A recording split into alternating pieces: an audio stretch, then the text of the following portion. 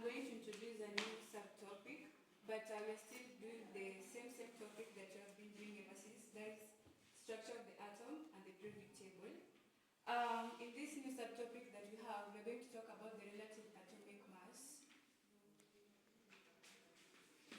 So, with chemistry,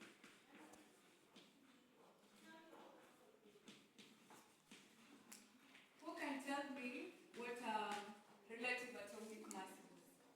What is the date today? 3. Today is on 5. Who can tell me what is relative atomic mass? Anyone who have read?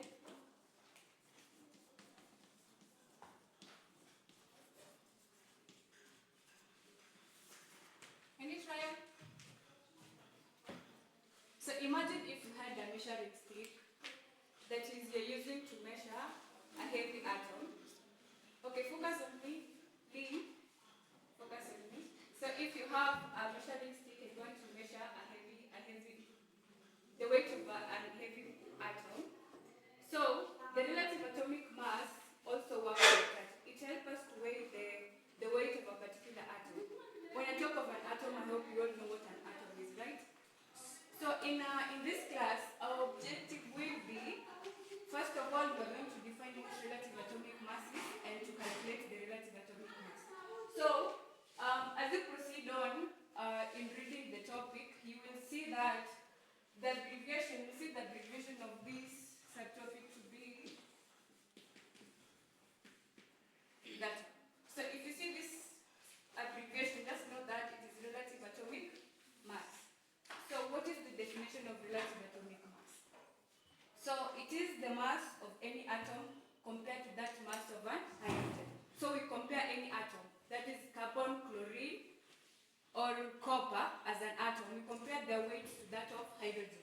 We are using hydrogen atom as our measuring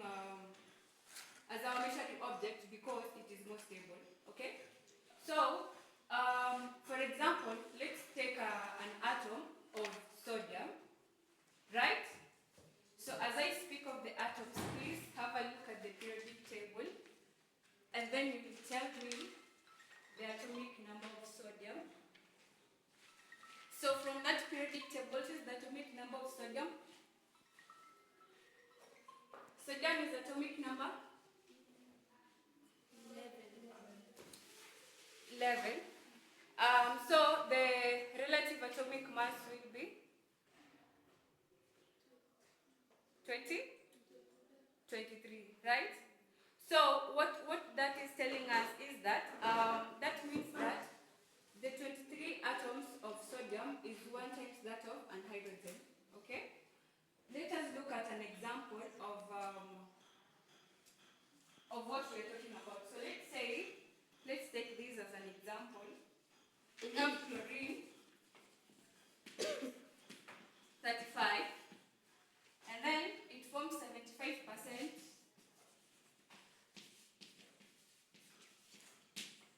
of the total mass.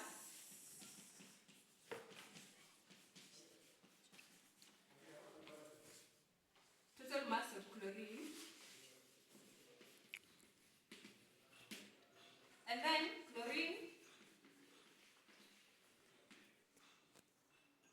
37 forms 25% of the total mass.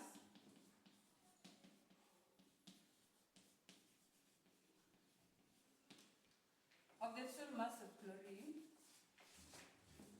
I believe you are aware that this is the isotopes of chlorine, right? We have chlorine 35 and chlorine 37. So when you've been told to calculate the RAM, it is very simple. So we will have the relative abundance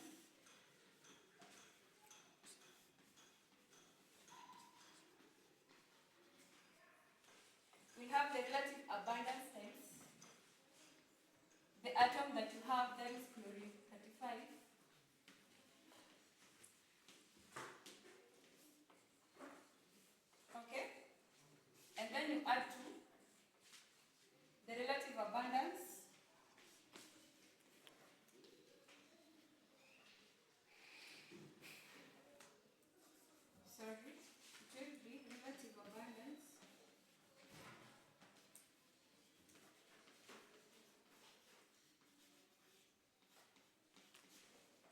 chlorine 37. Okay? So, please master the formula. The board is small.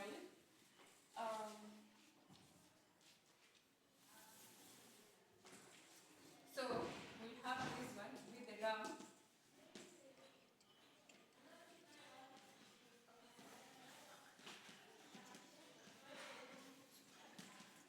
When I put R8, it is relative abundance. Sour plus chlorine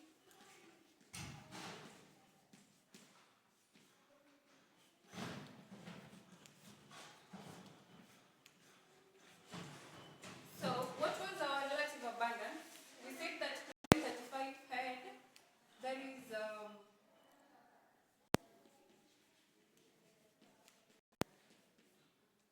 times, it was 75%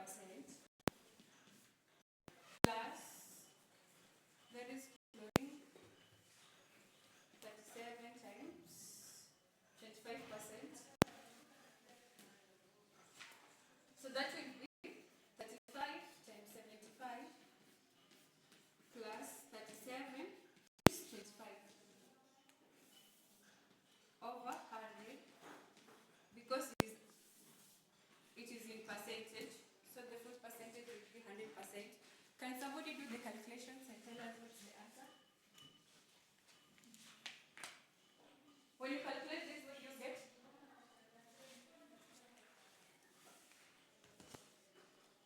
Please do the calculations as I check. That is 35 times 75 plus 37 times 25.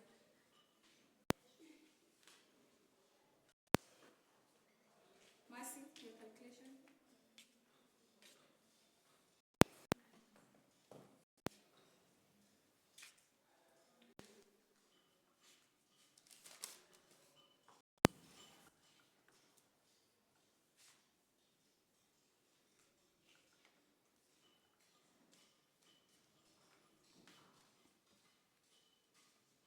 Yes, that is correct. What do you get, Mercy? You divide by 100. That is correct. Yes. All of you are getting 35 correct. 35.5, which is correct. And then I've seen someone who's putting a sign that is in percentage. So, relative atomic mass, it does not have any sign. Okay? It is like a ratio, it doesn't have any sign. How? Let us check, let us do an example 2. So let's say element X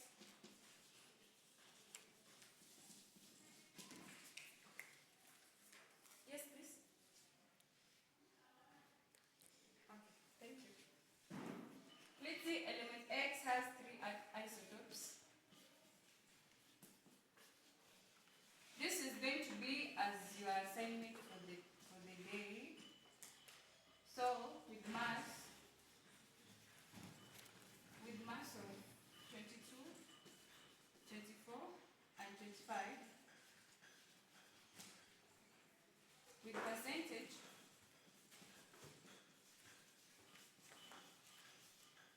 we have 89.6%, 64%, 4.0%. So calculate RAM. So what to remember as I summarize the topic that you have today is that when you are calculating the RAM, remember that the formula is, we have the atom that which have been given, the isotope which have been given, times the relative abundance of that particular isotope, okay? And then you add the second isotope, which you are also being given the values, and then overally you divide by 100%, okay? And make sure that you don't put any sign at the